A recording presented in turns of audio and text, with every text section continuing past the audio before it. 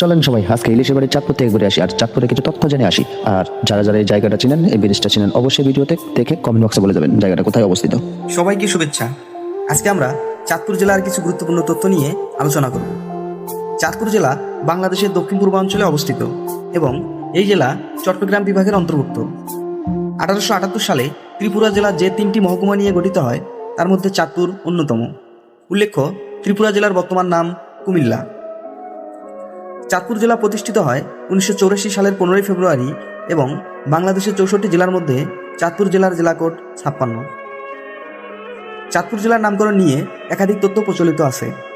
12 ভূঁইয়াদের আমলে চাঁদপুর অঞ্চল বিক্রমপুরের জমিদার চাঁদ রায়ের দখলে ছিল। এ অঞ্চলে তিনি একটি শাসনকেন্দ্র স্থাপন করেছিলেন। ঐতিহাসিক জে এম সেনগুপ্তের মতে চাঁদ রায়ের নাম অনুসারে এই অঞ্চলের নাম হয়েছে চাঁদপুর। এছাড়া আরও একটি তথ্য মতে শাহ আহমেদ চাঁদ নামে একজন প্রশাসক দিল্লি থেকে পঞ্চদশ শতকে এখানে এসে একটি নদীবন্দর স্থাপন করেছিলেন। তার নাম অনুসারে এই স্থানের নাম হয়েছে চাঁদপুর। বাংলাদেশের মুক্তিযুদ্ধের সময় 11টি সেক্টরের মধ্যে চাঁদপুর জেলা 2 নং সেক্টরের অধীনে ছিল। চাঁদপুর জেলার মোট আয়তন 1704.06 বর্গ কিলোমিটার। এর পূর্বে কুমিল্লা জেলা, পশ্চিমে মেঘনা নদী, শরীয়তপুর, মুন্সিগঞ্জ ও বরিশাল জেলা, উত্তরে কুমিল্লা ও মুন্সিগঞ্জ জেলা এবং দক্ষিণে নোয়াখালী ও বরিশাল জেলা অবস্থিত। 2011 সালের আদমশুমারি অনুযায়ী চাঁদপুর জেলার মোট জনসংখ্যা প্রায় 24,16,000। চাঁদপুর জেলায় মোট উপজেলার সংখ্যা 8টি, যথাক্রমে চাঁদপুর সদর, মতলব উত্তর, মতলব দক্ষিণ, হাইমচর, হাজীগঞ্জ, কচুয়া, শাহরাস্তি ও ফরিদগঞ্জ। চাঁদপুর জেলায় পুলিশ থানার সংখ্যা মোট 8টি এবং জাতীয় সংসদে আসন সংখ্যা মোট 5টি। চাঁদপুর জেলা নদীর জেলা হিসাবে পরিচিত। চাঁদপুর জেলা মেঘনা নদীর তীরে অবস্থিত। এছাড়া এই জেলার প্রধান নদীগুলো হচ্ছে পদ্মা, ডাকাতিয়া, ধনগোদা প্রভৃতি।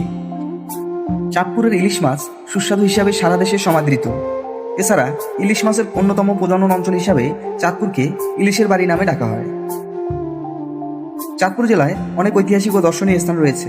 এগুলোর মধ্যে ভাস্কর্য অঙ্গীকার, রূপসা জমিদার বাড়ি, হাজীগঞ্জ ঐতিহাসিক বড় মসজিদ, মলহেড বা 3 নদীর মোহনা, হযরত শাহরাস্তি রহমতুল্লাহ আলাইহির মাজার, বাংলাদেশ মৎস্য গবেষণা ইনস্টিটিউট, ইলিশ চত্বর প্রভৃতি বিশেষভাবে উল্লেখযোগ্য। চাঁদপুর জেলায় অনেক উল্লেখযোগ্য ব্যক্তি রয়েছেন, যাদের মধ্যে 8 নং সেক্টর কমান্ডার আবু ওসমান চৌধুরী, 1 নং সেক্টর কমান্ডার রফিকুল ইসলাম বীরুত্তম, স্থপতি মোস্তফা হারুন কুদ্দুস হালি, সওগাত পত্রিকার সম্পাদক মোহাম্মদ নাসির উদ্দিন, গণমাধ্যম ব্যক্তিত্ব শাইখ সিরাজ। চাঁদপুর জেলা ইলিশের জন্য বিখ্যাত। ইলিশ আমাদের জাতীয় মাছ। 2017 সালে ইলিশকে বাংলাদেশের ভৌগোলিক নির্দেশক বা জিআই পণ্য হিসাবে স্বীকৃতি দেওয়া হয়। আজ এ পর্যন্তই। নিজে ভালো থাকুন, পাশের মানুষগুলোকে ভালো রাখুন এবং ভিডিওটা ভালো লাগলে লাইক, কমেন্ট ও শেয়ার করে তো সবাইকে দেখার সুযোগ করে দিবেন। আর ফলো করতে ভুলবেন না বন্ধুরা। ধন্যবাদ। আজকে এই পর্যন্তই। আল্লাহ হাফেজ।